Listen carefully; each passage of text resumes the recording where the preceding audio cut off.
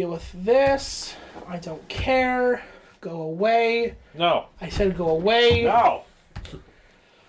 Oh, Robert. Okay, we are up and running. Watch now. Anybody want some more popcorn? Is there even any I'll popcorn just take left? some water. I think there's a little bit left. Yeah, who wants it? There's like the crumbs. Rob, do you want it? No, I'm good. You want it? I'll take it. Oh, yeah. Huh? Oh, just take the bag. Who wants pizza? Rob! Alrighty. So let's get started. Don't mind me. Food. Don't mind me. Let's get some popcorn. So like the title suggests, we're going over the most recent episode of the Book of the Boba Fett. We are once again joined by my two good friends, Luca and Rob. How you guys doing? Wonderful. Just freaking wonderful. Luca, how you do? Do you mind? I do.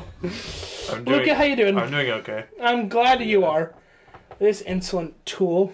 How dare you? But am I wrong? What kind of tool is he? A dull and useless one. Ouch. Well, some tools the sharpness doesn't matter, you know? Like a wrench. If he's like a hammer, right? You don't need a sharp hammer. That's true. Unless it's a claw hammer, in which case you might. I'm gonna waterboard myself in a video game.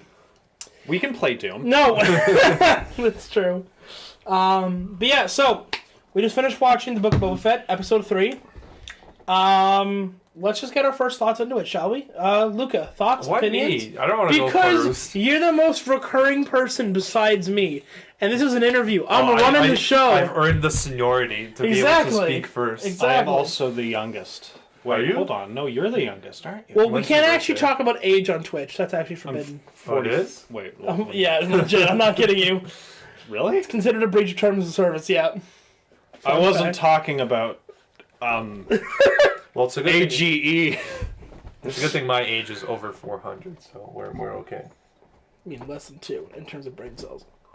So you know Yeah. we're talking about it. So you're breaching terms of. No, it's fine. It's fine. It's fine. It's fine. No, but like, what if? Oh, It's God. not my You fault got this time. down the rabbit hole. But what if like you're giving, Oh, what well, if you're give it giving a- like you're talking about someone's life, right? And you say like at the age of whatever. Yeah, I don't think you're allowed. I don't know. I gotta No, double check. that can't be okay though. Like, I feel that's like kinda... in your head you're just like, stop talking about this before No, I it's lose. fine. It's fine. Look, we're too small fish to give a shit anyways. It's fine. Yeah, That's a good point. But yeah, Luca, Rob, thoughts and opinions on the new Boba Fett episode? I guess I'll go. First of all, did you like it?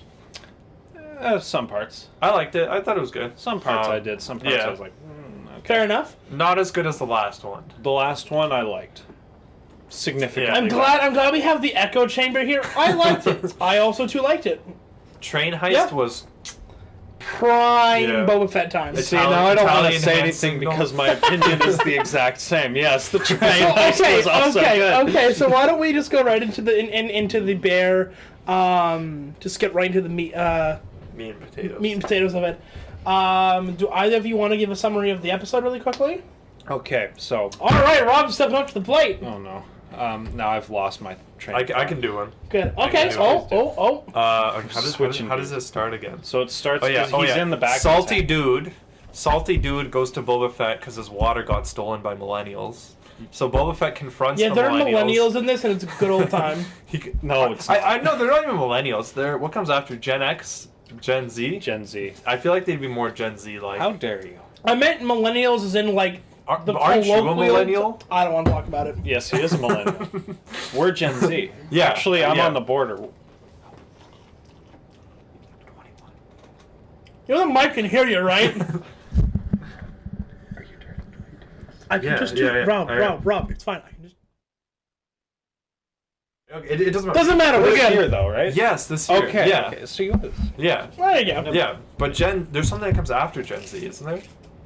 No, it's just Gen Z. Gen X. What? I think so, right? I thought that was like. Or Gen where's Y. Y? When's Y? I Y's feel Y. like Y's in between Z and X. Are we talking about age again? X, Does Y, this count? Z. Anyways, Moving But on. what does Z mean though? Like, why is it Gen Z? I don't know. Because Like- YX. XY. Oh, I XY, get it. YX. Yeah, like, Yeah. you know, like dimensions, right? Oh god! Can we get that on point? I thought you were saying like Have you ever- YX is like the have you letter, ever- like YX, No, I as was- in like 7, 8, 9. You know? No, I was thinking like more like, have you ever played Minecraft where it's like, you know, diamond like X, Y, and Z? Yeah, like a Cartesian All I coordinate wanted system. was to talk Yeah, about that's- the Book of Boba Fett episode. That's all I wanted to talk Yeah. about. Thank you. Yeah. Yeah. I'm so glad you're here to tell me the terminology of these things. I'm like, that I'll was just like explain that's it like to you. grade 9, but Yeah, but I was never well, told. Anyways, not the did Z, you know not what the those Z were? dimension. Did you know what that The was Z called? dimension is like university level. I feel like. Was it Cartesian? Yeah. Yeah. Yeah. I can't wait till we get the camera. Till we get a camera and my PC is all set up because we'll It's actually named be able after to. Descartes. Yeah. I'm just in the front of my chair. I am Hence so the name sorry. Cartesian. You know, like. Yeah.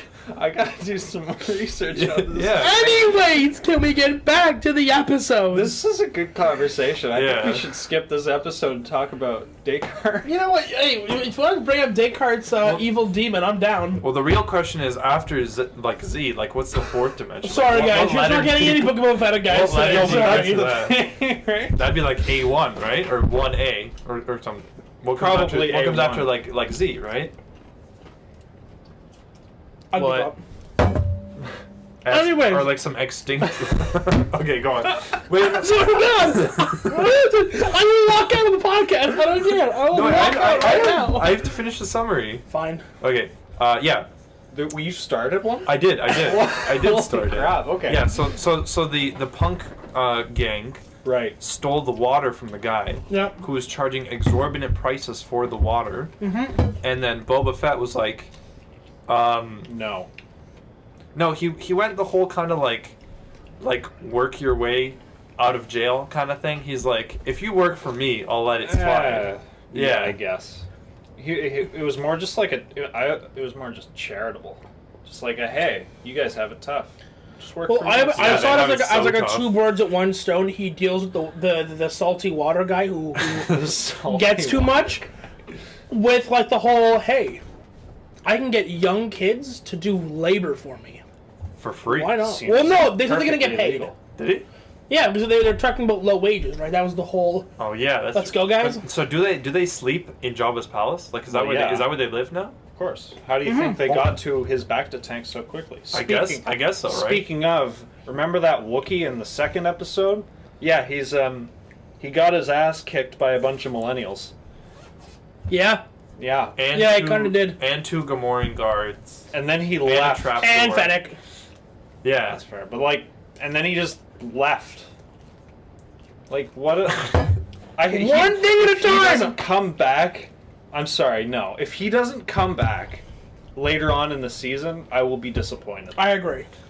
Well, they probably just put him there for like the what's the word? Cameo? Yeah. Yeah, Like, probably. You know, 'cause Hey the guys, cameo- look, we have a Wookiee. Remember those guys? Yeah, and he's from Wookiees. the comic books, right? Wasteful. You know, because you always have those like Star Wars YouTube channels that are like, oh my god, new character in this episode, best episode ever. You know what I mean? Yep. And the Like, next they put, like- episode, we're leaving. Yeah. Yeah, but that's such Yeah, a and that's such a waste of storytelling. To just bring a character in for a Ahsoka and the Mandalorian. Sorry, I have a. Whoa! First, no. I'm gonna put back she on had that. a bit of a she Okay. had a bit more of At least Ahsoka was an already established character. So not is this a, guy in the comic books. yeah, But but in he's the comic- not though. I No, but he could, is. no. I'm sorry. I could probably poll the like the Star Wars fandom, and been like, "Did you know this guy existed?" And I could guarantee you, upwards of 60 to 70% of people will be like, "I have no idea who this guy is." Yes, an unironic argument by the majority. That's Well, like, Well, if we're talking about like a cameo, right? Like cameos well, are 'cause usually for... we were talking about how useless if he is indeed a this Wookiee Yeah. is indeed a cameo. That the issue that like myself and Rob are having are like, hey, you did nothing with him. no, he's a no one that no one knows about, and then you said Ahsoka. I'm like, well, hold on.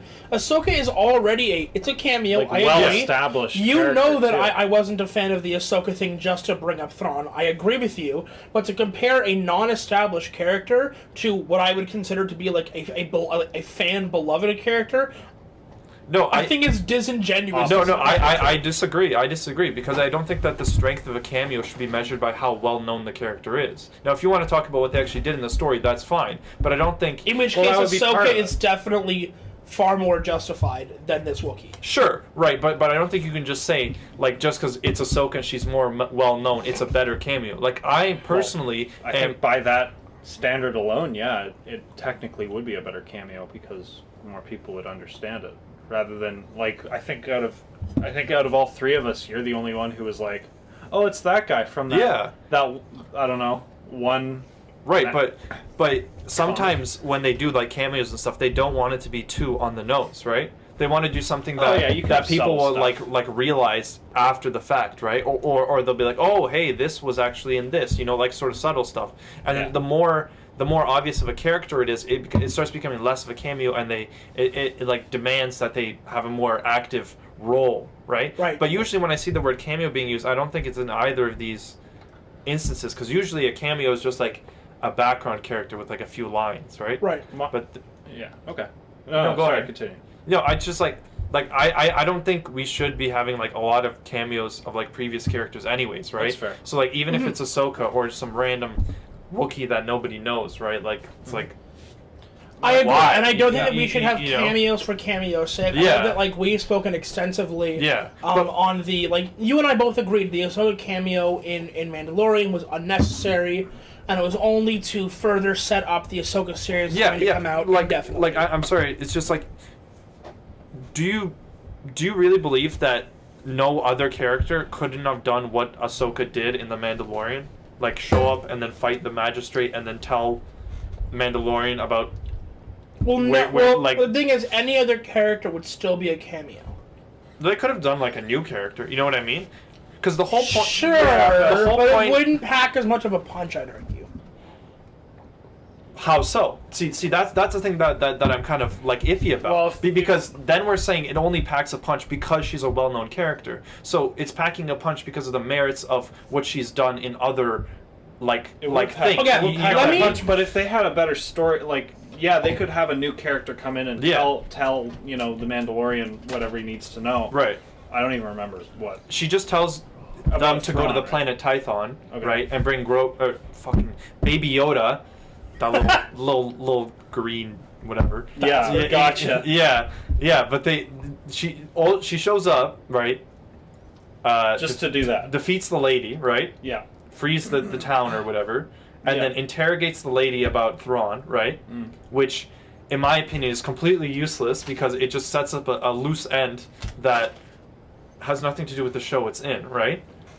Yeah, but they are trying to do the expanded universe I understand that. I completely understand. But I understand where you're coming from. Yeah, personally, I don't think you should really be doing that In somebody else's show. Yeah, it's like Can I pose a question to you, Luca? absolutely, Just to test this out? absolutely. So, for those of you who haven't seen Mandalorian season 2, I'm giving you a What are you spoiler warning in 3, 2, 1. Okay, spoiler for Mandalorian season 2 finale. Okay, do you think that finale would have been as well receptive by the fans and would have had such a positive impact on the Star Wars community as a whole if it hadn't been Luke which showed up at the end? Like the final episode? Yes. No, I don't.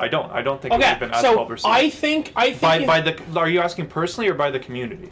personally, because you're making the yeah. So you're sorry. Go ahead. No. It's just, I could have swore you said would have been well received by like. It was. Yeah. I'm saying that. So like, do you think I personally would have liked it less, or do you think people would have like? I mean, because you're making the argument that like from what I understand, I don't want to like strawman you or anything like that, or mischaracterize what you're saying, but it sounds like you're saying cameos simply for cameo's sake that don't actually impact the show as a whole probably shouldn't happen to begin with. Would that be fair? Sure, okay, then fair. I ask then, should the Luke Skywalker cameo at the end of Mandalorian Season 2 have happened, given that it seemed to be a cameo for cameo's sake, and it didn't seem to impact the Mandalorian show as a whole?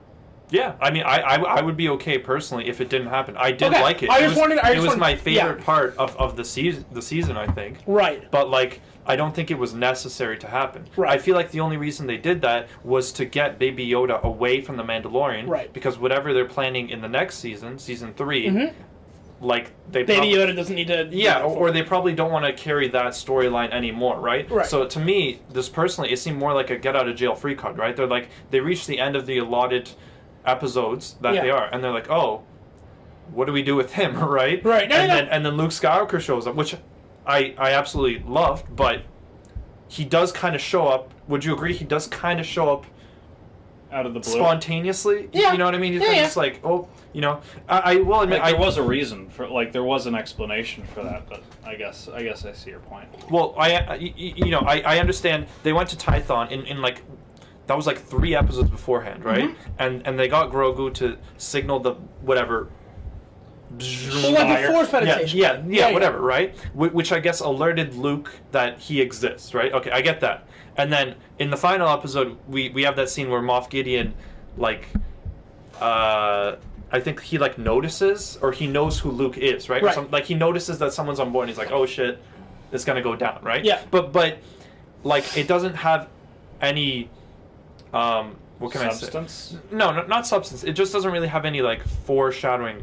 You know what you're talking about later on in this episode, where they say, "I'm going to learn how to ride the Rancor," right? And then this episode being the Book of Boba Fett. Yeah. Okay, I just want to make sure that way people are listening. Understand. And you were saying by the end of the season he better ride the Rancor, right? Yeah, that's good. That's an organic way of setting up something that you think the viewer would want to see happen. It's those throwaway lines that you can come back to later on. Yeah, right. And I could be wrong, but in the Mandalorian Season 2, I don't think they ever mention Luke, right? He just kind of shows up, right? Yeah. Right.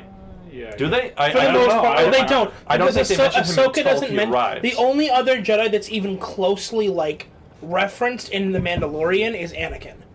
Because in a throwaway line-esque kind of way, right? Where Ahsoka basically says, we have to start his teaching now so that basically we can get him to understand and cope with his emotions because we know what that does to older Jedi. Right. So it's kind of like we're referring to him, but like, no, Luke wasn't ever like... Right, yeah. So I'm okay. Personally, I prefer the Luke cameo more than the Ahsoka one, but like, I would have been okay if it didn't happen.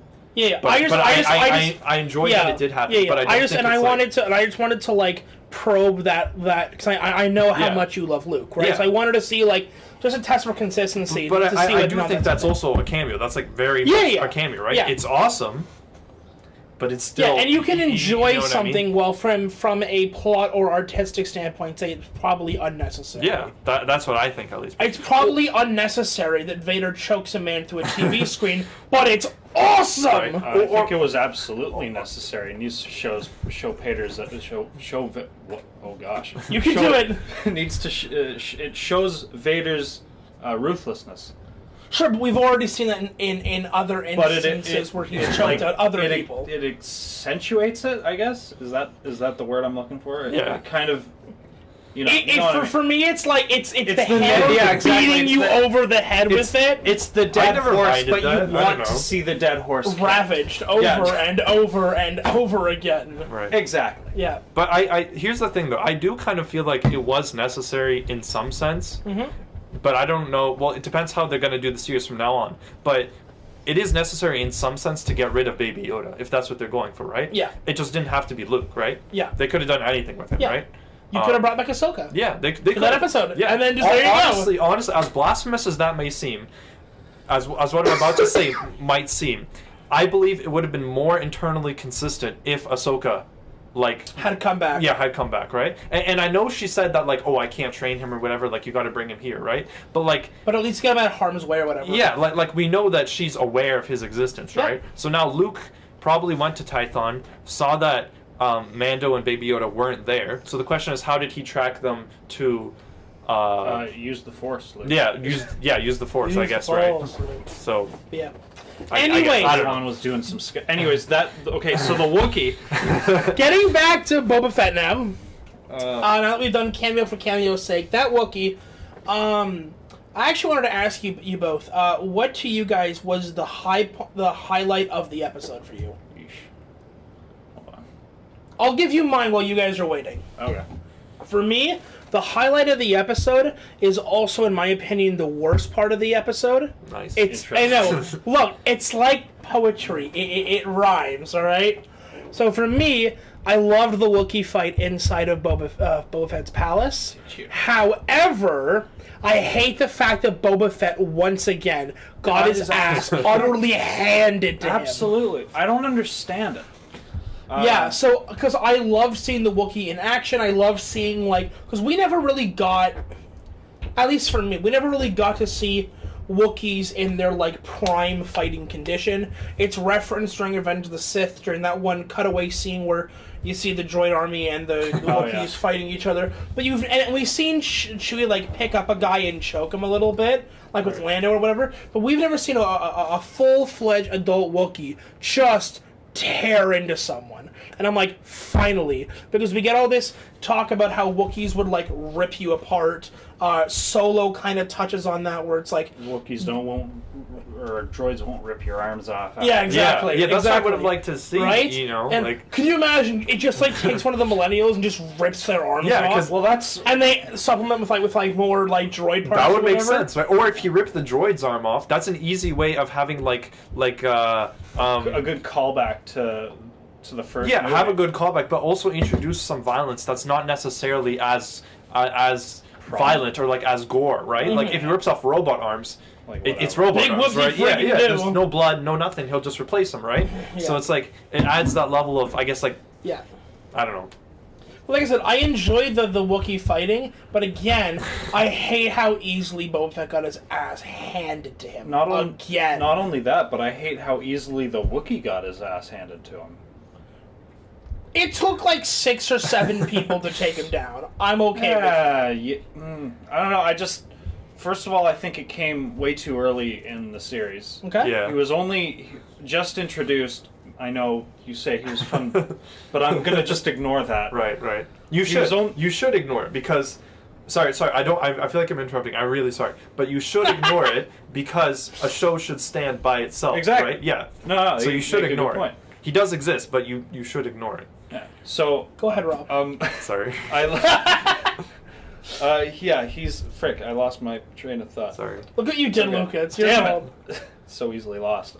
He got too easily defeated, is what you're talking about. Not only that, but he was just introduced last episode, and he looked all badass and cool and stuff, and then he just shows up, like the first scene in not the first, but whatever. Anyways, he shows up and he's just he does some kicking of the asses of the Millennials, and definitely of Boba, which was also a disappointment. But I don't know, it just seemed too early to bring him in, and then he just leaves at the end. Yeah, it was so weird. It was poorly paced, I guess. Yeah. So at the end of this glorious Wookiee fight, Jabba's cousins, I'm pretty sure it is. Yeah, Jabba's cousins, I'm pretty sure it is. Cousins. Yeah. Come back and they're like, we apologize for trying to assassinate you. Hilarious. We're actually gonna dip. This was all one big misunderstanding, and you can keep the Wookiee. And Boba just kind of lets him go, and I personally thought that he was just going to have the Wookiee work for him, which would have been dope. It would have been. It would have been. But then he just kind of lets him go, and the Wookiee just kind of does a slow jog through the sand. About the Wookiee working for him, I think he's... I don't know, that feels like a trope that's being played a lot, like he did it with the two frickin' pigs. The Gamorrean guards? The pigs, the pigs. I'm just going to call them the juicy pigs. Ham. I don't even want to call pigs. them They're like pigs. Angry Birds pigs. Yeah, right? Exactly, the Angry Birds pigs. So he did that with them, he's just doing it with the Millennials. I don't know, it just feels like a trope. I get it, Yeah. And at least it would have been cool for the Wookiee, but I don't know. It's weird. Like, I guess he's recruiting an army at this point. I would have been okay with the trope because of weird. the fact again, and I think that this line needs to be more played out as the series goes on. The line from the trailer of Jabba ruled with fear, I will rule with respect. That's fair. And I want to see him like make allies along the way that like respect him in some way. Mm-hmm. So the Millennials respect him because he settled their debts. The Gamorreans respect him because they gave him an opportunity now that Jabba's gone. The respect for the Wookiee would have been, you let me live, therefore I owe you. Right? Yeah, exactly. And on and on and on we go. And I'm not saying he doesn't have to bring in a new ally every single episode. No, but you do make a good point. So I'll retract that statement. That is a good point. That's right. I like that. Clap back. I like it. No, I like it.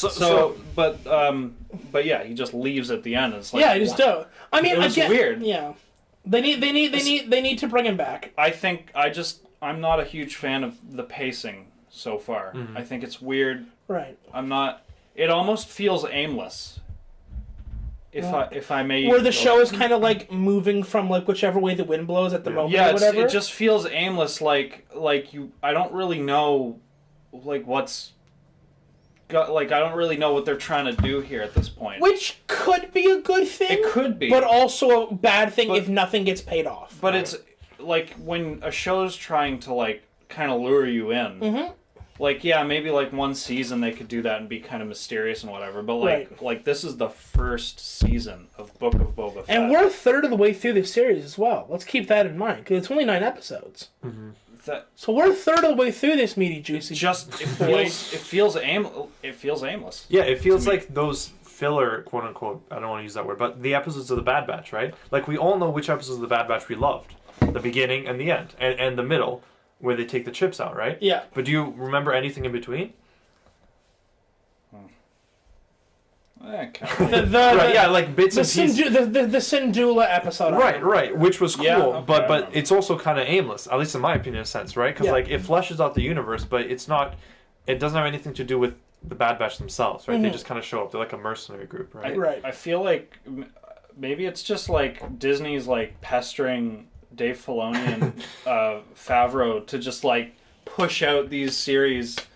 As quickly as possible to make as most, and they're well, like they know it's a cash cow. Because they know it's a cash cow. It is a cash cow, and it's like I think they're trying to do it, and I think they're trying to like respect it, but I don't know, maybe they're bogged down or something.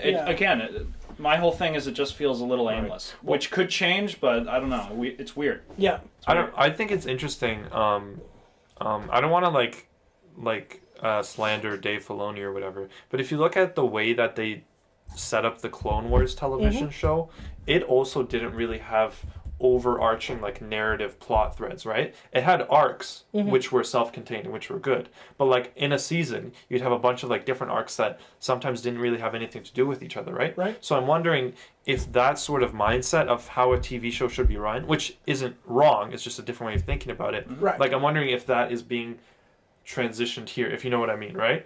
I see what you're saying, but So the Clone Wars wasn't chronological. It was a anthology. Exactly, It was an anthology. It was a bunch of mashed up different stories, not really told in a chronological order, which is totally fine. And that was a really cool style that they chose for that. But this is. But exactly, this is a chronological. Yeah, there are flashbacks and whatnot, sure, but that doesn't really take away from a story being chronological. Right. So this is a chronological story. You can't. Maybe you can do it there. Like you can kind of finagle your way into, like that style into a chronological story. I just don't really see how without it being really like disjointed story wise. So I have an interesting question. Do you think that it worked for the Clone Wars because it wasn't centered around a person, but rather centered around an event, right? It was centered around the Clone Wars. main characters. The Clone Wars, absolutely. Like it was centered around an event. I guess you're right about that. Absolutely, you have Anakin, you have Obi-Wan, you have Ahsoka. They're absolutely recurring characters. Yeah, sure. But when you watch an episode like the episode where Jar Jar Binks and Mace Windu go track down his missing girlfriend, like you mean the greatest episode that Star Wars, Filoni, or whoever has ever made, maybe better than Empire Strikes Back. That one.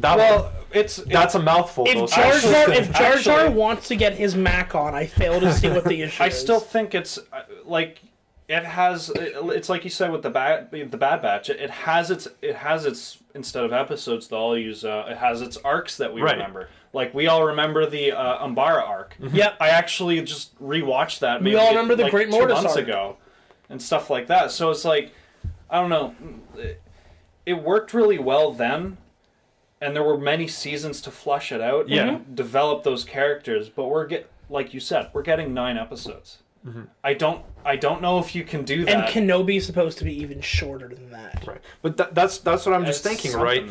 You're watching that episode, or whatever episode that doesn't have to do with the big 3 in the Clone Wars, right? Mm-hmm. And you think to yourself, maybe, okay, I'm okay with this because the show is called Clone Wars, right? Right. Because I'm fleshing out another side of the war that I don't think, right? Mm-hmm. And then you watch something like Bad Batch, right? Where the show is much more focused on a group of characters, right? Mm-hmm. And you see filler episodes, and maybe it's more... I don't really know where I'm going with this, but maybe it's more disconcerting when that happens in a show that's like more hyper-focused on characters, right? Right. Because then you're like, oh, this isn't really going anywhere, right? Mm-hmm. And so I agree with the Book of Boba Fett. Maybe it's not the best way to do it, because it's about Boba Fett, right? Right. Yeah, it's not about the Clone Wars. Exactly. It's not about, the reconstruction of the Republic.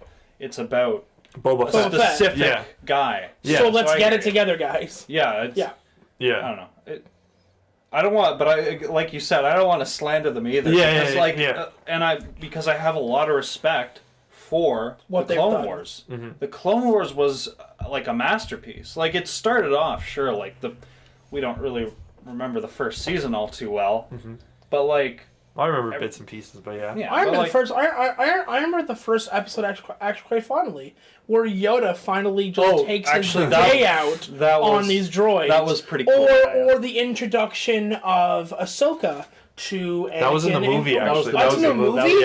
Oh, then never mind. Yeah. I take what I just said back. The best episode of season 1 is the Rookies episode when they're on that moon and they get attacked. Oh my gosh! With the heavy commando droids. With the heavy, the heavy. And there's the giant worm. That was the best. Oh episode yeah, I remember that. Wait, hold on. Okay, so was the Geonosis arc season 2 then? That was like season 3. I was feel it? Yo, we're dating it back. That was later on. I'm not, man. but I'm pretty sure. I loved the zombie Geonosians.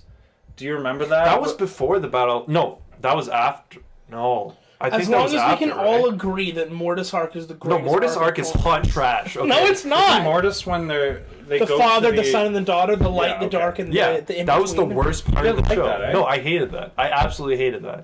There's actually, but when there isn't a TV series going, we are going to be having like debate topics, and one of those topics is going to be Mortis. Luca, if you guys could see Luca, he's already pulling his hair out. I liked parts of it. I liked when the son revealed what Anakin will become. I thought that was really cool. Yep. I thought it was really neat. The Mortis arc is like, let's say you're reading the Bible or the Quran or like any holy whatever text. Holy text you want. Right. Wait, just wait. I promise. So, I know where you're going with this. So you're reading the Bible, right? And it has like a set in mythology, right? Right. Like whatever, the creation of heaven and hell and earth and whatever, right? And then halfway through the Bible, they throw all that out and they bring in paganism and having like multiple deities and stuff, and they just pretend it's okay. That's what it is, right? We have a pre-established sort of notion of the Force, right? And then it's like fair. No. Now the Force isn't. Well, it still is a living energy field, but now the Force is. It's not just an energy field. The Force is personified. It is. Like we have physical representations, very much like a sort of pagan or sort of monotheistic religion, right? Where you have the god of lightning or the god of the forge or stuff like that. You know what I mean? Yeah, no, I see. I won't get into this. Yeah, we won't get into it too much, but like I have some counter arguments for that. I'm ready to go. That is my analogy. I don't know if it landed or not, but. Look, Rob loved it. I thought it was funny, but I'm thinking about it more. Like, I see where you're going, but do remember in the Bible that Jesus, who is God, did we're getting a religion lesson. Did become personified. God before wasn't really I'm like not talking about person. that. I'm just saying, like, if they threw out all that and they said, like, Zeus is real, it's like if you start with a monotheistic religion, yeah. it's like, JK guys, we're actually going paganism now, multi-pantheon God. With Christianity, it's established from the start that God has sentience. Is that correct? That's correct, right? Yes. He has the ability to think and the ability to create, right? Yeah. That's not established with the Force until the Mortis arc. Right. That's where I'm going. Because right? it's just it's energy. Okay. My burden isn't with the fact that personification exists. My burden, and the whole point of this analogy, is that the gears are being shifted. That's the point. Okay, so that's what I'm trying to talk about. So, right. But isn't the Force in this world sentient in a way because it's always trying to balance itself? Well, that depends on how you think of it, right? Which we will get to in a separate podcast episode. Yeah, I won't talk about it. I swear to God. We're talking about Boba Fett, I swear. This is all part of the Boba Fett episode. Talks about the Force all the time. But yeah, actually, my initial question, I don't think we actually got an answer from you two. The highlight of the episode for you two. Jeez. Because we went off on a friggin' tangent. Hey, Rob, you can go first. Alright, so Rob, take it away. Rob, highlight of the episode for you, buddy. Highlight? Oh, I don't think, actually, now that I think about it, I don't even think we got the summary of the episode. We didn't. That's fine. That's fine. Okay, well, so, hold on. sorry. Rob, highlight of the episode. Sorry, I'm trying to remember. I am exercising my moderating skills. Okay, so let us refresh. So, starts. What is he doing? I can't even remember. We just watched it. The water dude asks for his help. Right. It's okay. like So the water guy comes, asks for help. He recruits millennials. He takes a bath nap. He gets ass handed. No, he takes the bath nap after he recruits the millennials. Oh, yeah. Okay, sorry. Okay, sorry. He takes a backed nap. Has a dream. Gets woken up by a Wookiee. Gets slapped by the Wookiee. The Wookiee falls. The twins come. The twins say sorry. No. They go to the mayor. They go to the mayor first.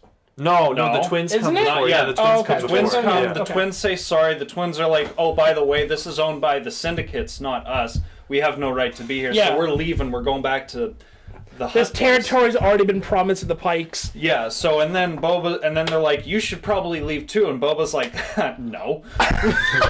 So now I think they went to the mayor. The mayor was indisposed at the moment. Where was he? That stupid green Twi'lek piece of garbage that I've hated. He's orange. He wears green. He's only been wearing green. Anyways, I hate him. I hate him so much. I've hated him since the first hand gestures he's made. I hate you. This guy is he makes so many hand gestures in the first episode that actually made me angry. Anyways, apologies. Anyways, he goes to he's like, oh, just one moment, I'll see the mayor and make the rearrangements in the schedule. He actually goes to get in his freaking speeder and skedaddle. Then the millennials chase him down. The millennials chase him down in their scooters. They're Vespas. They're Vespas. They're freaking Star Wars Vespas. And good times. And freaking what's that problem we had? So they catch up to the guy, they stomp him, and not even a second later. Not even a second later, Boba's there. Dude could have just wrist rocket. This wouldn't have been an issue. Not to mention the property damage. I'm starting to feel like he wants to get beat up. Like, he's just not trying. His freaking... spoilers, I guess? If you're, I don't know why you're here if you're not watching. It's in the title of the video, so we're fine. So, I guess he's not trying after his freaking Tusken boys got, slaughtered, but, come on. Oh, yeah, all the Tusken boys got slaughtered. Yeah, That was the highlight of the episode for you. I know. No, I don't know. I'm just trying. Sorry, I'm just. Hey guys, do you love a beloved? That was during the nap, right? That was during the nap. Yeah, you had a flashback, and then you got woken up. Anyways, so where are we? We're at the. What do you even do with the Twi'lek? I don't even remember. Nothing. Did they do anything with that? I don't remember. That's the problem. They didn't. No, he said the Pikes were coming. Oh, right. So the Pikes were coming. They a bunch of them show up. Yep. And that's it.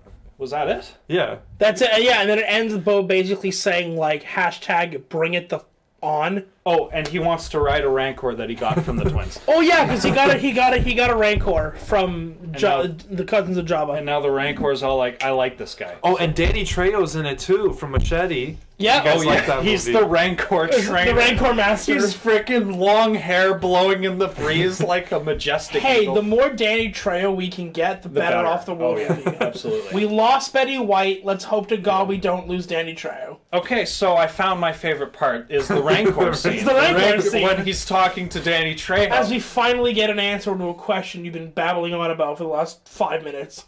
I was first of all, we hadn't completed a summary. Second, so you're welcome. Well, this podcast really should be renamed from the 501st podcast to the We Don't Know How to Speak in Chronological Order of the podcast. We just go in circles and then all over the place. There's in circles. One of the episodes that's up on YouTube right now. You know how sometimes when you watch a YouTube video, they'll have like cards for every little timestamps or whatever, and it'll give like the topic of the conversation or whatever. You have to do that? Yeah, I do. Oh, you do? I think that's cool. that is an awesome addition to you. I do, and like one of the episodes goes from like the Manson murders to like opinions on Paul Rudd in a span of like 5 to 10 minutes.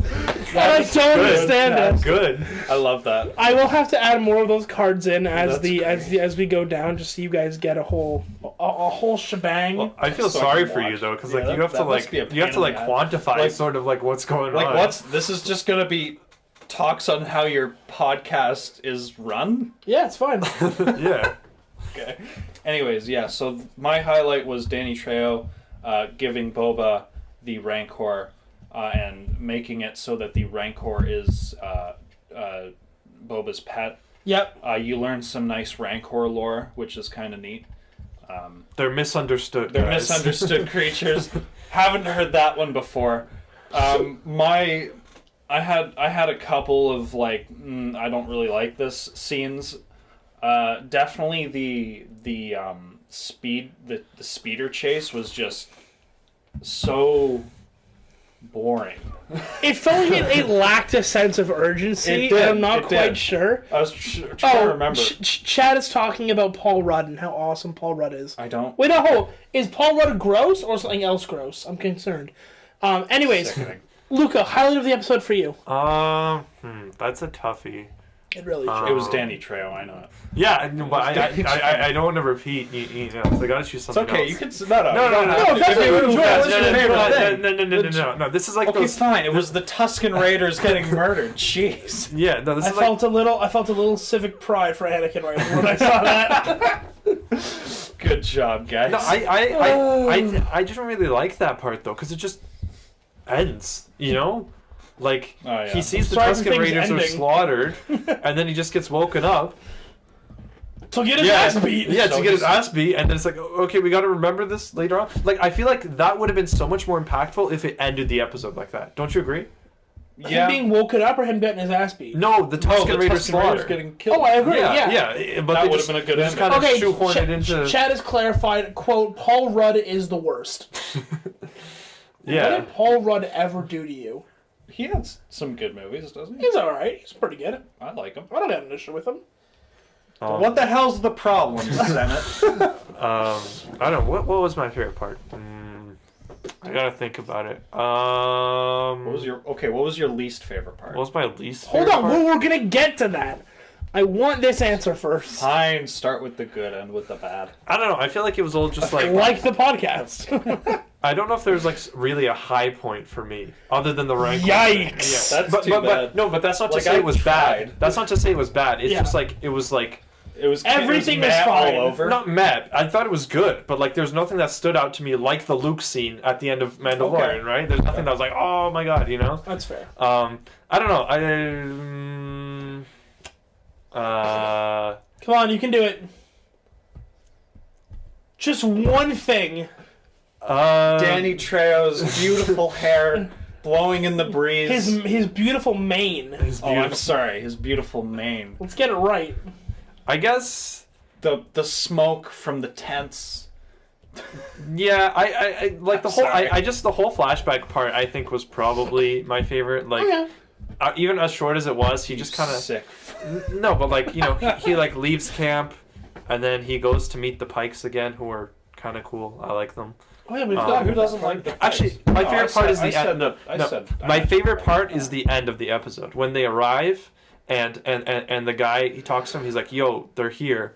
And then Boba's like, "Okay, we prepare for war." I think that's my favorite part because it's kind of like anticipation of the next. Yeah. You know what I mean? If we don't get him sitting down with the rest of the ruling families of Tatooine, I'm gonna be furious. Well, it's in the trailer, wasn't it? Right, but just because something's in the trailer doesn't mean it's gonna show up. It should show up. It better show up. I'm willing to bet this last sip of water on it. Well, there's a droplet in here. I have a question that This was his Paul Rudd of an episode. Nothing great. Wow. What is wrong with Paul Rudd ever do to you? What movie do you hate the most, Senate? Are they not called that anymore? They are. I just haven't done it in a while. Okay. I'm going to continue that. That's fine. I'm going to do it. But, yeah. The Senate will decide your fate. I am the chat. You should be Anyways, that was bad. Go ahead, Luca. You were saying. What was I? Yeah. While I was watching the episode, I just had a question. He says that he's the daimyo of the region, and the daimyo of the city, like Mos Espa, yeah. Right. So that means there's other daimyos of other cities, probably. Yeah, like Mos Eisley. Remember, he was like, you could just go to Mos Eisley, and then But I always assumed that like Jabba ran Tatooine. That's what I thought, right? That too, but apparently not. Clearly not. Well, right.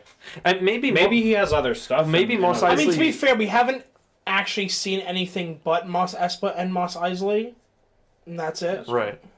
But even still, like if you're going by that god awful special edition scene in episode 4, Jabba the Hutt shows up in Mos Eisley, right? That's true.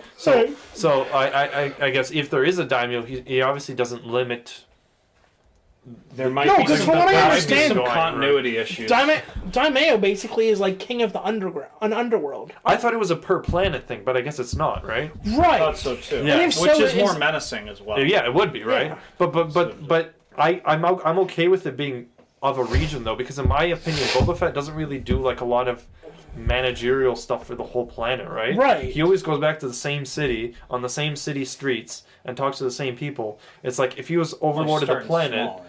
Sure. Well, maybe there were maybe new daimyos popped up after Jabba got, Maybe because there was a power vacuum, right? That can make sense because like maybe Bib Fortuna just focused on like one city, I guess. Right. He lost most of his power, and more daimyos showed up. Right. That can make sense. Yeah, I don't know. Because like a criminal underground, it springs up like leaders, like there's it's nobody's business. Yeah. So especially planet wide.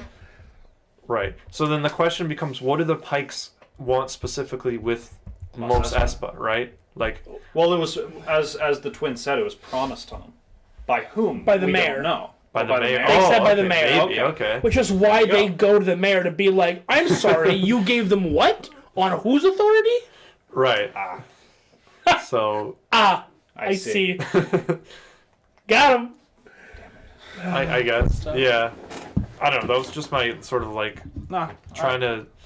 It's the same thing. This is the same issue I had with the tracking fobs in Mandalorian. We never really see how they work. They just kind of work to serve the story. You know what I mean? Right. Yeah. Like, and they work across planets too. Mm-hmm. So it was kind of strange.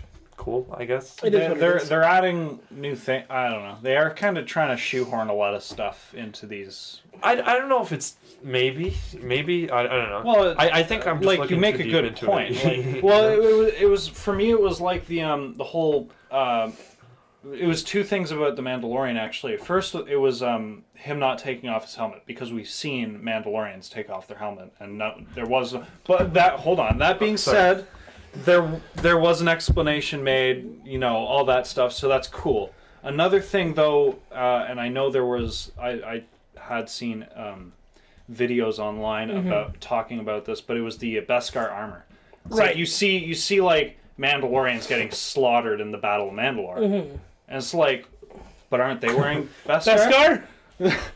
I don't know if there was an explanation for that. There might have been. I know I saw. Yeah, I mean, you could argue that like the warriors of the past are better fighters than the warriors of the present. So, like for example, this is the conversation people have had when people have compared like prequel era Jedi to like the Old Republic, right? How everyone says even if you just had Revan could have walked into the Jedi Council on Coruscant and slapped almost every single one of them by himself, except for maybe Yoda, because Yoda's power level is kind of... He's never really tested against anyone up until Palpatine, but like then you get the question of like... 900 years old? Sure, but like you don't... But then the question is like how powerful is Palpatine in comparison to Revan? I'd say more. I'd say more powerful. I think these. I think George Lucas has been explicit about that. You know, considering he doesn't really care about the expanded universe much, anyway. So then is Palpatine the Sithari? He is. Wasn't that the point? Isn't? I don't know because there's still conversation about like is it Palpatine I feel like that's the point of, or is it Bane? Kreia refers to Revan as the Sithari at one point. Yeah, but you could. Sorry, we're getting off topic. Yeah, George Lucas, seeing as it's his child, is kind of the overlord when it comes to these things. That's why I focus on the 6 movies. Yeah. That's why you should focus on. They didn't make any other films except for 6. So. Well, no, there's Rogue One. There's Rogue One and Solo. That's true. Solo, That's true. There's 8 films. So which you haven't seen yet. Yeah, I don't want to. Anyways, so like, oh boy, the expanded stuff like Clone Wars is great. Mm-hmm. And I think that was also Lucas, wasn't it? Yeah, he funded it. He actually funded it himself. Yeah, so like that kind of stuff, I think that's the more important. It's like the thing with the Grey Jedi and stuff, kind of blurring the lines between good and evil. I used to like that. I don't really anymore because Lucas had a vision. Mm-hmm. This is a tale of good and evil. Mm-hmm. So like I agree with him. Now I do, at least. Yeah. And I'm like, yeah. So why are you putting these like gray Jedi to blur the line of good and evil? It's stupid. Keep the Sith the Sith. Keep the Jedi the Jedi. Right. I'm sorry. That's how the story is. It's literally meant to teach children the prospects of good and evil. Right. Sure. But I think that if we're going to talk about the Grey Jedi very quickly, I'll say this: I think that the purpose that the purpose of why the Grey Jedi as a concept was kind of created is because of the fact that you have aspects of good which are also simultaneously can be evil, and evil can sometimes have aspects of being good, as awful as that sounds, and that there's often like there's the whole idea of like, well, what is good and evil? That depends on the subjective interpretation of the individual, right? Talking about it, you have plenty of Jedi which were still Jedi, but then they were still like light side users, but they kind of moved away from what the Jedi Order was preaching. So you have people like Qui-Gon, you have people like Ahsoka, which aren't quite. They're still Jedi, but Rob's gonna lose it. Go ahead, Rob. Qui-Gon is the purest form of. He's not a Grey Jedi. He's the purest form of a Jedi. No. I am agreeing with you, which is why I said he's still a Jedi. But I think when we think of like what a Grey Jedi is, people like Qui-Gon tend to spring to mind. Okay. People like Ahsoka tend to spring to mind. Go ahead. Interrupt just for a second. Go ahead. So I think we're getting caught up on the terminology of what Grey Jedi is, and there's two, and this is a fault of the medium, not the medium, but like this is a fault of like the people who I guess administrate the Star Wars continuity and stuff, even before Disney and stuff, it was still a thing. There's two main things that a Grey Jedi could mean. It either means someone who was exiled from the Order, so like Ahsoka, right? Or someone who maybe not exiled from the Order, but strays different from the path of the Jedi Order, but still being a Jedi. Right, or, which is like Qui-Gon. Right, yeah, which is like Qui-Gon, right? Or it could mean, and this is a thing that was born from video games, specifically the Knights of the Republic one, and I think it's what we think of Grey Jedi a lot, someone who utilizes both the light and the dark side of the Force, right? So there's two different, I think... Which brings up people like Luke if you include like the expanded universe. Sort of. Because he uses some dark side powers without succumbing to the dark side. In Return of the Jedi, he uses Force Chip. Yeah. But that was to show that is that confirmed? Yeah. Or... Yeah. Okay, if the pigs are doing this, then it's pretty freaking confirmed. I understand it, but there have been several individuals who have theorized that Luke only made them believe that they were choking, not actually like a mind trick. Yeah, I think it's supposed to be obvious because the whole point of the initial part of Return of the Jedi is to make you question whether or not Luke has turned to the dark side. Because you see him in all black the entire film. It's to tell you that he has the potential still to become Vader. Yeah, that's the point of the story. Hence the final duel as he stares down at Vader's stump. I was watching this YouTube channel called So Uncivilized, and they. So Uncivilized. Yeah, I know. Great freaking. First of all, great channel name. Yeah, exactly. Secondly, not as good as Imperial's Force. No, that's not the point. Secondly, great analysis on the storytelling of Star Wars. Right. He made one point near the end of, I think, one of his videos, and it's like, it's not a story of good and evil, it's a story of people who can choose between good and evil. So that's the whole point, that he can choke, that he's choking these guards in the beginning, because it's showing that he still has the potential to become his father. Right. But he still has the potential to become... God, I love these types of conversations. Yeah, that's the whole point of the Dagobah scene in Empire Strikes Back, when he cuts off Vader's head and it's Luke underneath. Exactly. That's a very... You still have the potential to become me. Yeah. So I think when it comes to the Grey Jedi, in the sense that they can use both sides of the Force, I think the main point of discontent that a lot of people have with it is that there's no repercussions for using the dark side of the Force. Right. You know what I mean? Like, even when Luke uses the dark side, like, more and more in Return of the Jedi, you can see him slipping further and further into, like... And then he uses his anger at the end, exactly, right? Yeah. And the only thing that stops him is seeing his father's arm cut off, and he looks at his own hand, and he's like, oh my gosh, what have I done? Right, yeah, so... Yeah. So it's all about the consequences. This actually reminds me of an article I was actually reading this morning, where basically it's so the tendency for people, when people use the dark side, they generally tend to become physically deformed in some way. Right. Vader loses his limbs, Palpatine turns into a testicle. Exactly. Bane loses the lower part of his jaw, basically. Sion literally falls apart. All tend to get physically deformed, and yet Dooku doesn't. Where Dooku harnesses the dark side. Are you sure he kind of lost two hands, buddy? Look, that's beside the point. It just so happens that he got his head chopped off at the same time. Who needs a head? I don't think that counts though, because that's basically he when he dies, right? Like, that's not. Yeah. But like, he never becomes deformed from using the dark side, and it is, and again, I don't know if this is like canon or not, because God knows what canon is anymore since Disney came along, but the dark side is supposed to, like, you surrender your physical being to access greater and greater powers through the dark side or whatever. Right. But yeah, like, it's an interesting question on, like, that type of, like, it's like, hey, if you're going to use this in the sacrifice of your own body, why did the same effect not happen to Dooku? Right. Now, my personal theory is because he never gave himself fully to the dark side. It was simply a tool that was needed to be used to bring about some sort of greater change galaxy-wide, because the Republic had basically fallen by the time Dooku left. But yeah, and that lines up really well, or somewhat well, with the audiobook. Which is so good. Yeah, which is really so good. The whole thing where, like, he's a bad guy, but he's a bad guy because he's a bad guy for almost just reasons. Right. Yeah. It's a slippery slope right there.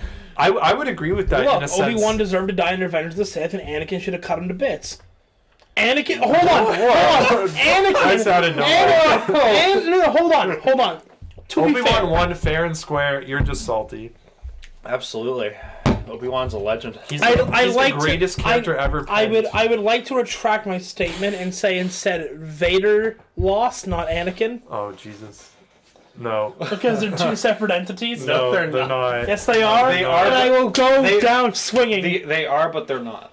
Physically, they're not. Psychologically, they are. They're two different. They're two different people. No, it's the same person. No. Yeah, he's fully aware of what he's doing. You're wrong. Yeah, to say anything less. I agree. Vader does know what he's doing. No, but to say anything less would be to take away the urgency that Anakin makes his decisions with, like wanting to save his wife. You know. Yeah, and I think that kind of psychological torture and that amount of burden can often wreak havoc on a person's psyche. In fact, there's in multiple real life situations of people who developed different identity disorder, DID. That have exactly had that happen, where they have to make decisions or they face trauma, and a separate identity is born in order to protect them from the harm and trauma that has been done. There are several psychological. Right, but that's not a guarantee that that's what happened. I'm not saying it's a guarantee. I'm just saying it's totally possible.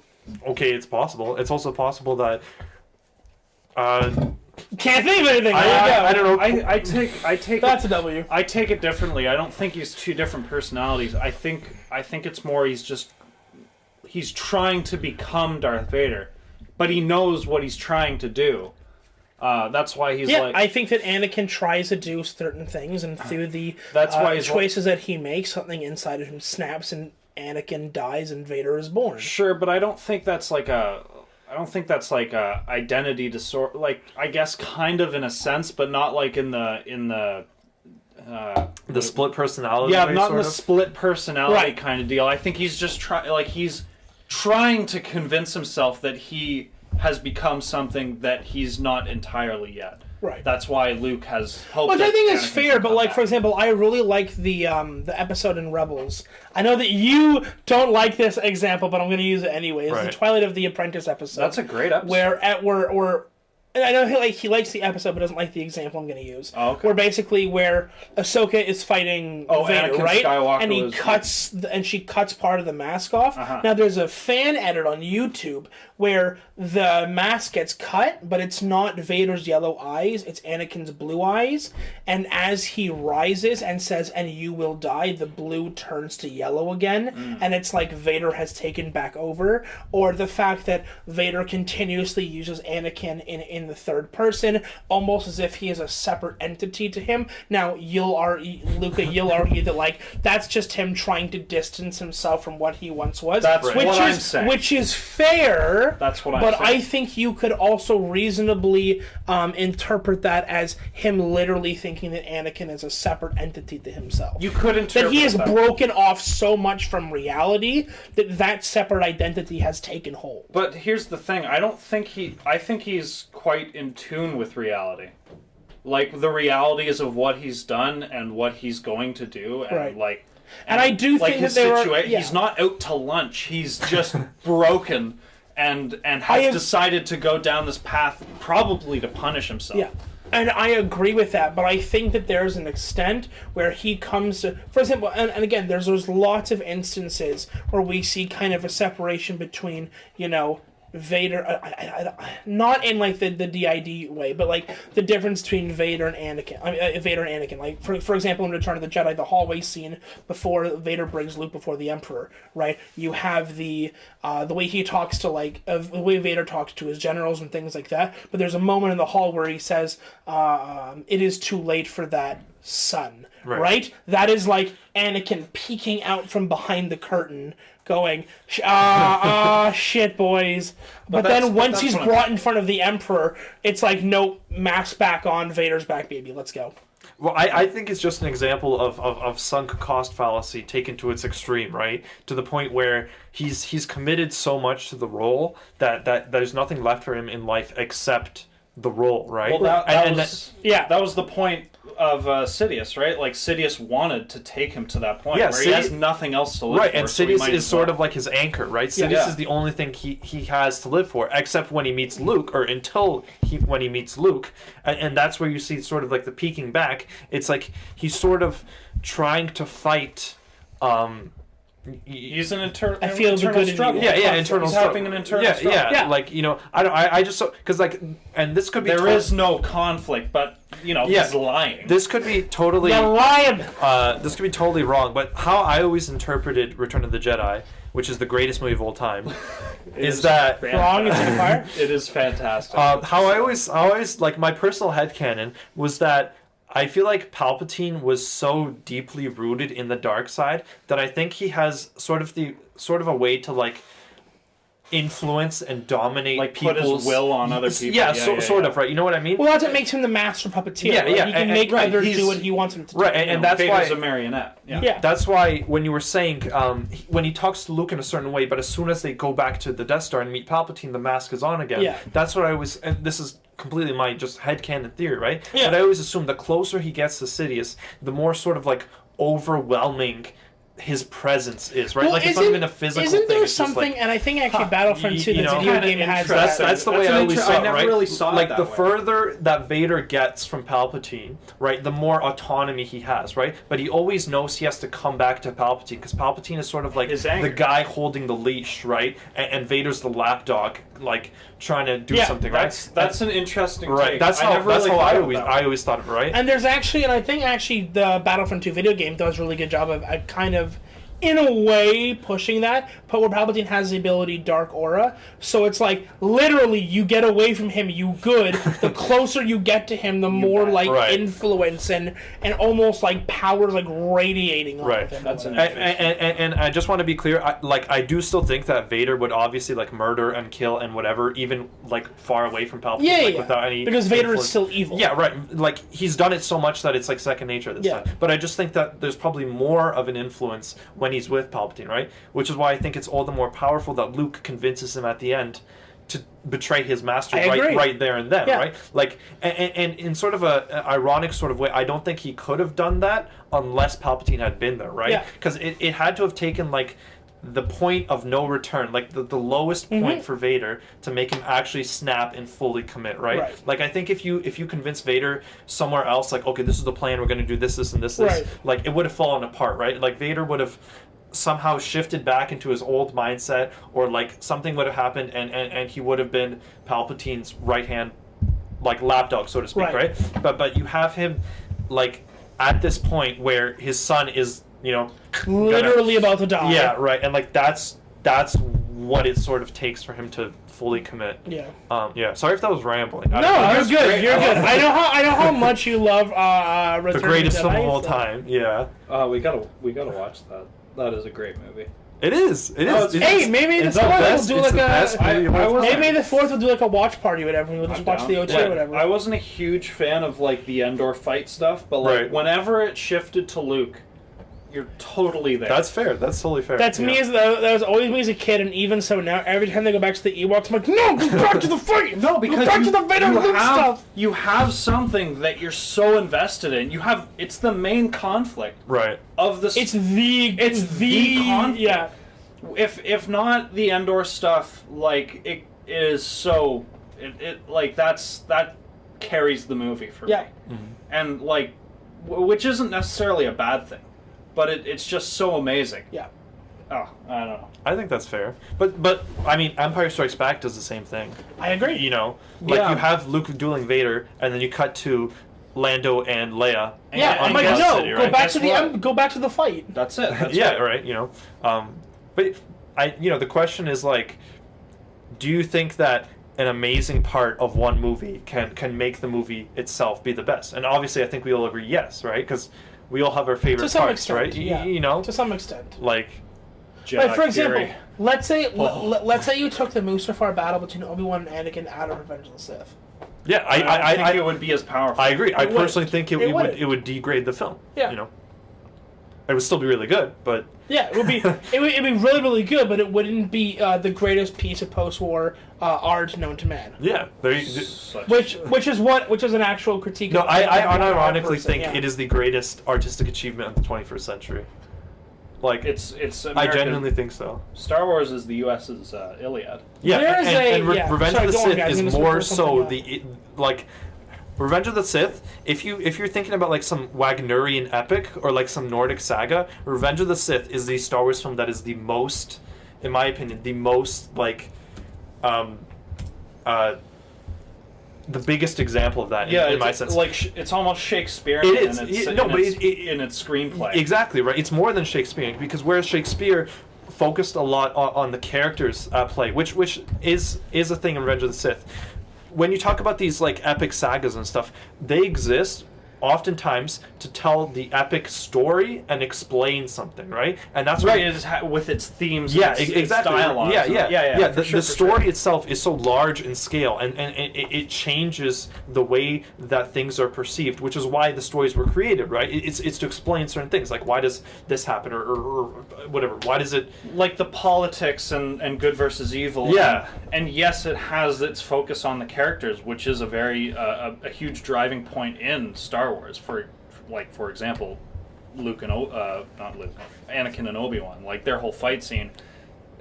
Sure, it has its themes like clashing between brothers and all that, but you're also invested in the characters themselves. Yeah. Sorry. Go ahead. No. I was just gonna say. All I'm saying is, so like you said with Shakespeare, it's like he more focused on the characters. Yes. And so did Lucas, but I'm essentially agreeing with you. He also expanded on everything else. Yeah, Shakespeare is like the OT, whereas Revenge of the Sith is like Shakespeare on drugs. No, sort of like the Iliad or the Odyssey, right? Or like any like old like saga of old, right? You know what I mean? It's the epic scale grand adventure that ends in a tragedy, as most of them often do, right? Right. Like that's what it is to me, and that's why I think it's so important because it's Fall of Troy. Yeah. You know what I mean? It's like and Anakin is the Trojan horse. Yes. Sort of, right? Holy crap! I never saw that. And Anakin is the Trojan horse. I never actually saw. Like I was like, yeah, it's the next Iliad, but like how? Right. That's how. Anakin Thank you. It ends in a tragedy. Yeah. So does the Iliad. Yeah. Iliad, Troy gets sacked. In Star Wars, well, we all know. The Odyssey ends the tragedy. The Republic too, gets sacked. If I remember, I think sacked. Yeah, but yeah, it's like the Emperor takes he's over. taken this story that's sort of like a staple, I guess, and then he's told it in a uniquely 21st century way. If that makes sense. He's brought the story to the modern era. Yeah, that's why it's elevated. That's why it's a piece of art, in my opinion. It's a masterpiece. Yeah. We actually have to watch that. There's an article that I was reading. I spend a lot of time reading like journal articles and things like that, so don't mind me. There's a line that I heard. They were talking about the Star Wars as a, Phantom Menace, Attack of the Clones, Revenge of the Sith, New Hope, Empire, and Return, and so someone was talking about.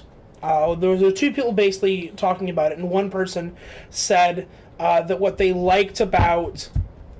If they basically could summarize the OT and the PT, basically the first person says they really like it because they see it as a story of the PT being how a dictatorship rises and how a dictatorship ends, which is the two. And the other person said something that gave me goosebumps and chills. I'm like, oh, that's so good.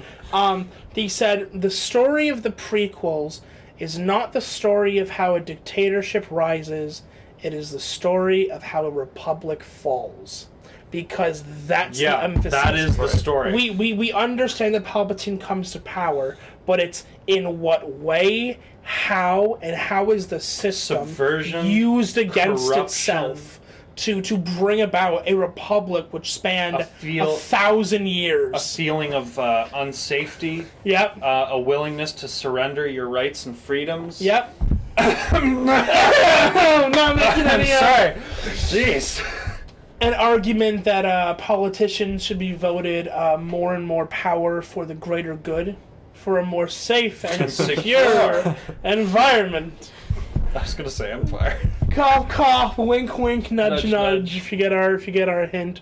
But yeah, no, I know that we've gotten off on a large tangent about not Book of Boba Fett, but I'm glad we had this conversation because I love these types of talks. Super fun. Where we get into not just the what you see on screen, but the interpretations and the real morals or ethics or things that are dressed in ways that we don't normally see in most visual storytellings or any storytellings for that matter. But yeah. Yeah. Yeah, I'm sorry if we kind of just went off. No, we're good. Crazy there. We're good. It's We're good. Do either of you want to give any final thoughts on what we're talking about, or Book of Boba Fett, before we call it a night here, gentlemen? You can go first. Yeah. Proceeds to throw Rob under the bus yet again. As I always do. Hey Rob, look over there. What's that? He's the new blood, so he's gotta earn second episode in. I've been on streams before, just playing video games. Exactly. Anyways, I liked it to a degree. I just felt like it was aimless, and I've been feeling that since episode 2. So last week.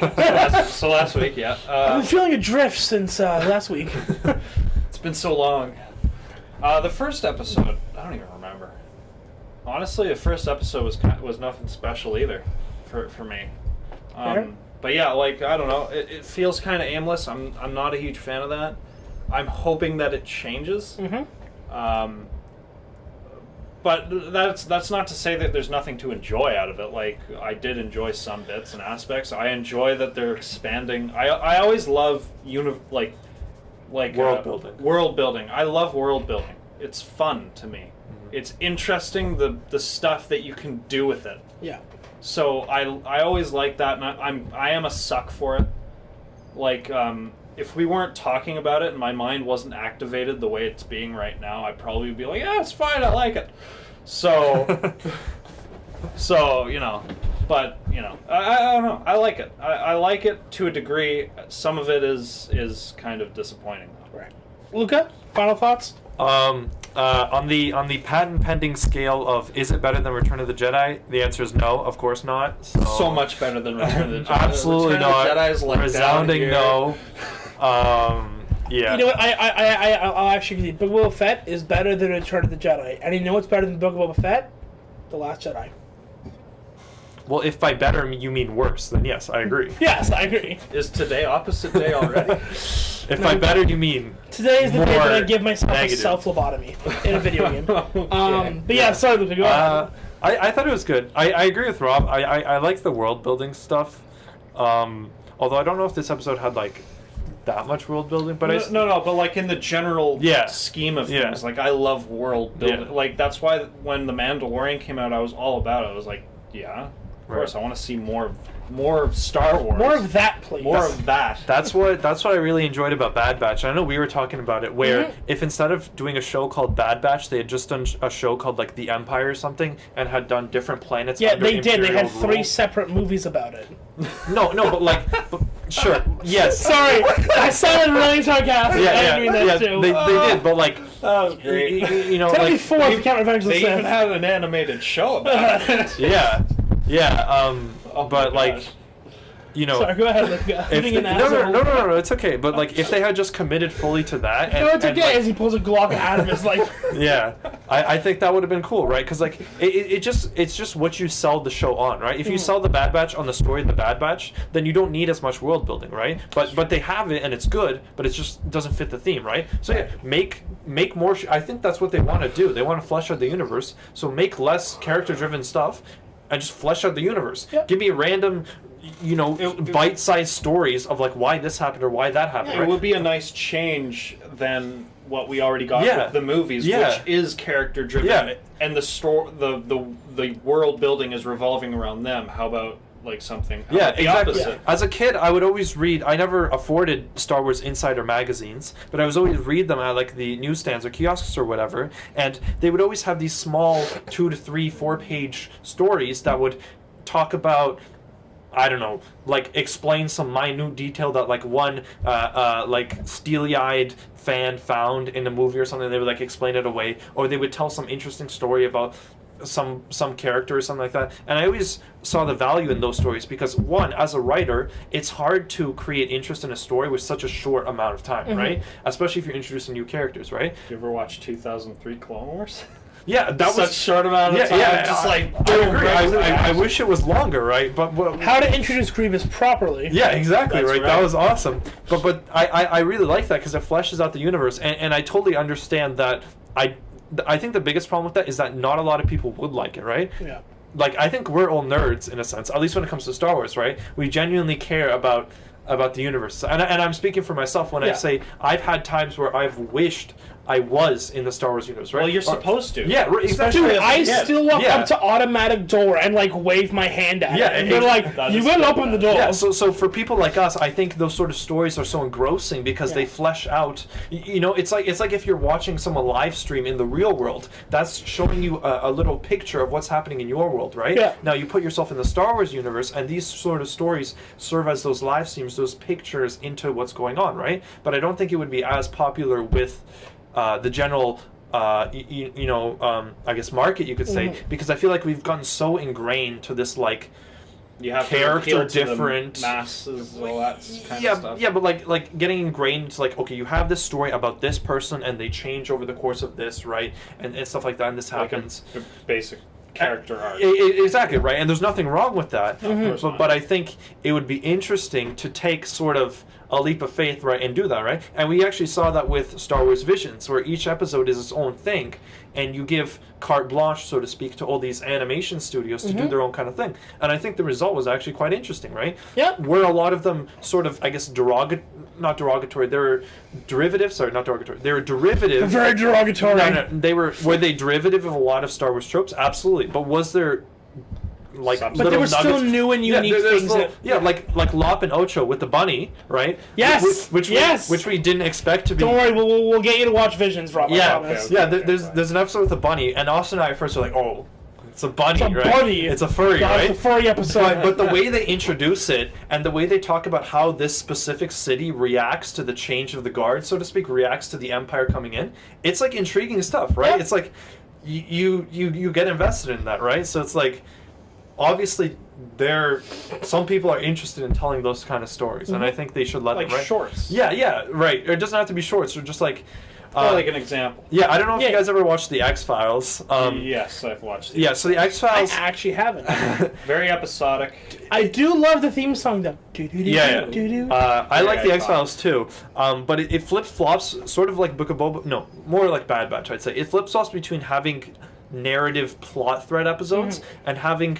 This is a term that they coined. They called it Monster of the Week episodes, and it sort of permeated into television shows, I guess. Yeah. Where every new week, every episode, they have like a different phenomenon, right? Like they had the Loch Ness monster at one point. Did they? Yeah, they did. I don't know. They had a werewolf episode. Yeah, stuff like that, right? Yes. Right. So that kind of. Stuff. Yeah, have werewolves. The original. But then a lot of it was like on Mueller and trying to find his sister. Yeah, and the Smoking Man, abducted by aliens. And the Smoking Man. And so like. Why not do a Star Wars Monster of the Week, so to speak, right? Like, just go crazy, balls to the walls. Is it all going to stick? Probably not, but I think... Will we enjoy the ride? Yeah, exactly, right? You know what I mean? Okay, that was completely not a closing remark whatsoever, but... Yeah, episode. Neat, though. I like that. You know, the episode was good. This is why I have you both on. If it's just me talking, you'll never get this from me. This is why I don't think that's true. It's good stuff. It's good stuff. You know, we all have our different ways of approaching stuff, and we all have different things that we enjoy. There you go. And that's totally fine. That's just something that I would enjoy, right? It was wholesome.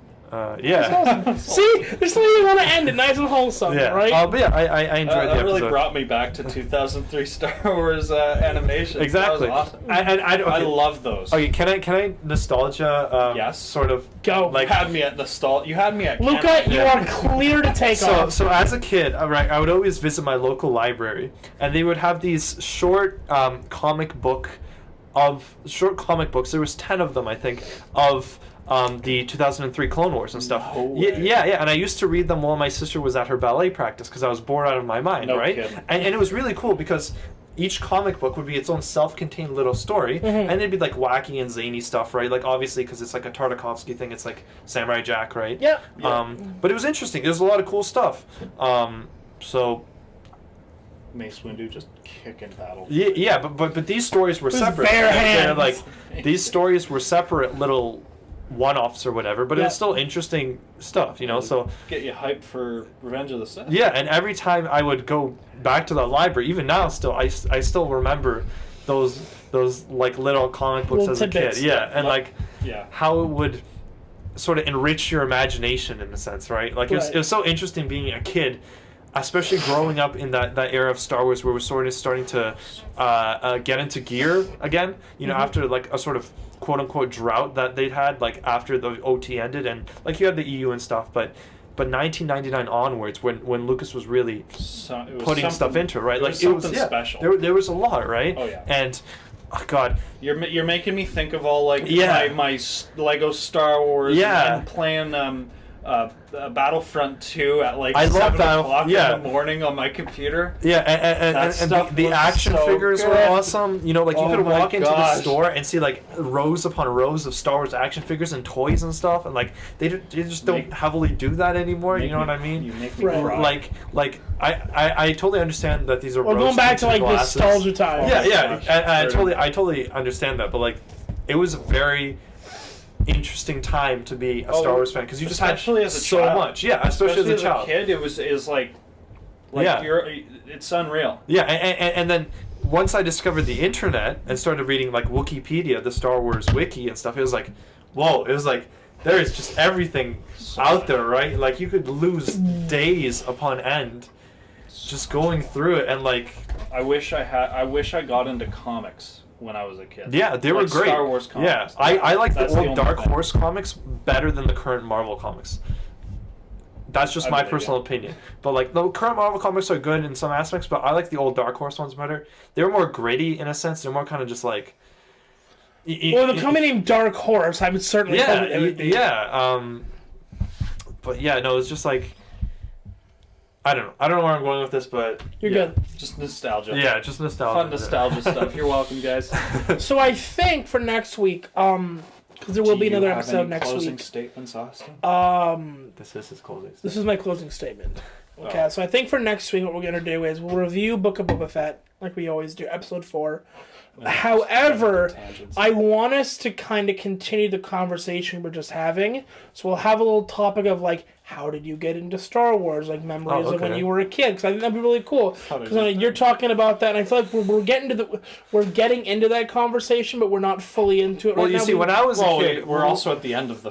Well, we are. So we don't really have much time. Yeah, when I was born, you know, I wasn't born in like a maternity ward. I was born in George Lucas's office, right? That's how I got into Star Wars. So you know, I was too. I was born on the set of A New Hope. Exactly, right? You know, it's like no, but I want to say I think it's really important, right? We talk about the things we love. I love about Star Wars, but also kind of what drew us into this kind of stuff to begin with. And I think that's really an interesting topic to have a discussion about. But yeah, so that'll be it for us today, guys. Thank you to everyone who's currently in chat or have watched. Thank you guys for continuing to support the podcast. Like I said, if you are watching right now and you want to follow the Twitch channel, that would be amazing. If you're feeling extra charitable, go ahead and hit that sub button. Visit his Patreon. I don't have one yet, Rob, but we'll get to that. I will get on that. As well as if you want to subscribe but you don't want to spend money, feel free to head over to our YouTube channel, Imperial's Force, same name as our Twitch channel, and go ahead and subscribe there. Every single episode of the podcast is uploaded hours after we stream live on Twitch. In fact, if you don't do that, Imperials will force you to subscribe. Exactly. Subscribe. Stormtroopers will come to your door, will kick it in, and it's happening. It's real. It's in the works right now. There we go. And on that note, I hope you guys have a good night, and that's going to be a wrap for us. See. Good night, everyone. Take it easy, guys. Bye. Thanks for listening. Ciao.